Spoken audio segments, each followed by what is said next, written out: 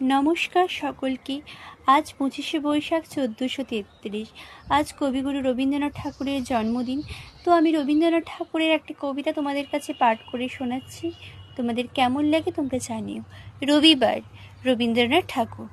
সোম মঙ্গল বুধ এরা সব আসে তাড়াতাড়ি, এদের ঘরে আছে বুঝি মস্ত হাওড়া গাড়ি। রবিবার সে কেন মাগো এমন দেরি করে, ধীরে ধীরে পৌঁছায় সে সকল বারের পরে।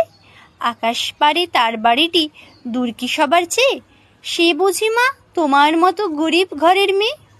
সোম মঙ্গল বুধের খেয়াল থাকবার জন্য বাড়ি ফেরার দিকে ওদের একটুও মন নেই। রবিবার কে যেন এমন বিষয় করে তারা, ঘন্টাগুলো বাজায় যেন আধ ঘন্টা পরে। নমস্কার, কবিতাটা কেমন লাগলো জানিও। কবিতাটা যদি ভালো লেগে থাকে একটা কমেন্ট করে যেও। আজকে কবিগুরুর একটা কবিতা তোমাদের সাথে শেয়ার করলাম।